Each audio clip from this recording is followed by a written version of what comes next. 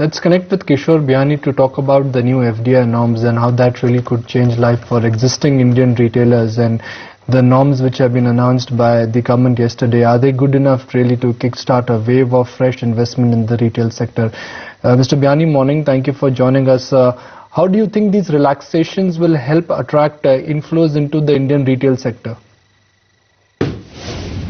I think the government did meet the international retailers as well as domestic retailers and understood the problems which they might face in terms of the policy framework, and I think government has come up with clarification which is quite good in the sense what the people wanted in terms of sourcing, in terms of investments, in terms of cities. I think that has all been clarified, but I believe this works good for food retail part of business or a hypermarket or supermarkets. But for us, the way we look at it now is the press note 234, which has been now notified by RBI, the control definition has come in today. So for us to do a transaction with Indian management, I think the best suited things for Indian companies is to use that route to maybe bring in foreign investors. Mr. Biyani, dilution of FDI norms also seems to be the biggest relief, but there is still concern that the government does not understand the retail model fully. Is that a fair assessment? I think somehow we believe that the industry and the government has not talked or communicated as much to make people understand what the benefit of modern retail is, how it can drive consumption, how it can drive economy, how it can drive the whole GDP growth. I believe if every Indian consumes 1,000 rupees more, the GDP can grow by 2%. So modern retail has a role to play. It sells value-added products and services rather than only commodities. I think if the issue was only of selling fresh or the fruits and vegetables, I think there could have been other norms which could have been coming in. But I never said so. And for the first time, I think we have heard the word called multi-brand retail anywhere in the world. So India is the only one which uses the word called multi-brand retail, which created a lot of, in fact, that word has added up to the complexity of the whole policy decision making. And finally, every policy which has been created for food retail. So I think the issue for departmental stores, electronic retail, furniture retail, and other specialty retail, which are again multi-brand, it creates a problem. And secondly, how do you define brand, the ownership of the brand? There were a lot of challenges. Somehow, I believe we were not able to explain to the government as much as we should have. Let's look at the new relaxations, if I may use that word.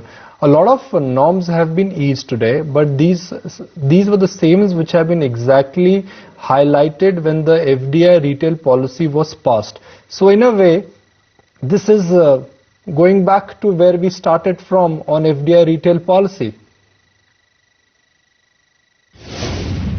I think now it's all done, so I think it's not good to discuss that again. But I think whatever people wanted, most of the large retailers, the food retailers, the hypermarkets, I think they have got what they wanted, and I think that should satisfy them and that should bring them in the country now. One of the norms, Mr. Biyani, that has been eased is that half of the first $100 million has to be in back-end infrastructure. Do you believe that this is a lot of money to invest in back-end, considering that a lot of retailers actually rely on third-party logistics for that? But I think we do invest a lot in creating back-end. Back-end is in terms of technology, back-end is in terms of warehousing, back-end is in terms of fleets, back-end is in terms of many activities which we do, including design, including developing brands, including production. So I think as a retailer we invest a lot in back-end. And anybody coming into India, they come with a horizon of 20 years, 30 years, and they have to invest a lot in back-end. If you look at IKEA, I think they'll be investing a lot in the sourcing activities, or every large retailer. I think it's not a big money to invest in the back-end for a large retailer who is looking at India from a 20-year horizon. So, Mr. Biyani, what else the government needs to do to make retail more inviting for global retail giants? I mean, what do you think needs to be done when it comes to the Indian retail policy so that global retailers will start investing in this sector? I somehow believe that unfortunately retail is only being understood as a hypermarket retail or a supermarket retail. I think retail goes beyond all this retail. And I think food only is going to be 30% of the total consumption which will happen. 70% of consumption is in other categories.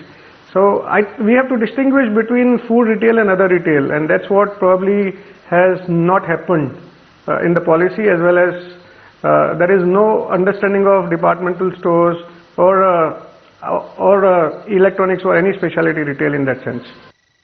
Right. Because these norms, Mr. Biyani, have now been diluted, will we see more partnerships take off in the retail space with these relaxations?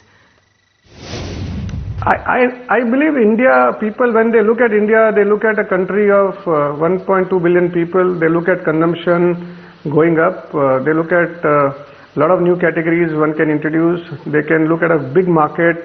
And they look at a long-term horizon. And when you look at a country, you come with a vision for at least minimum 15-20 years. And in that sense, India becomes a very attractive market. And now with the policy discussions for the last 1 year between retailers and the government, they have come with a policy for the hypermarket business and the supermarket business. I think that policy, you can see a lot of large retailers looking at India in a very, I think they will look at India very seriously now. Mr. Biyani, what is next for future retail now after these relaxations? I think we have reorganized ourselves to look at various opportunities which comes our way, and we are into departmental stores, into electronic business, into the hypermarket space, and we believe there will be opportunity for us to grow and look at foreign investments in other forms. So could we see any potential tie-ups in future retail, and if so, which areas could that be in? I think we are very clear that today we will look at the definition of Press Note 234, and we'll be looking at investments, not strategic ones, but through private equity money to make our balance sheet stronger and to grow our business. What do these new relaxation FDI norms mean for the future group per se, and what kind of foreign partnership will you be looking at now? I think we are more excited with the definition of the control, the RBI notification of Press Note 234, and the policy clarification which will help the hypermarket business in terms of a new clarification which has come in. So for us, the opportunities open up. And we believe there are opportunities for us to align with some players in our sports business, in our departmental fashion business, in our departmental store business, in our electronic business, in our fashion business, or maybe in our hypermarket business, either through a PE investor or a strategic investor in some of the businesses.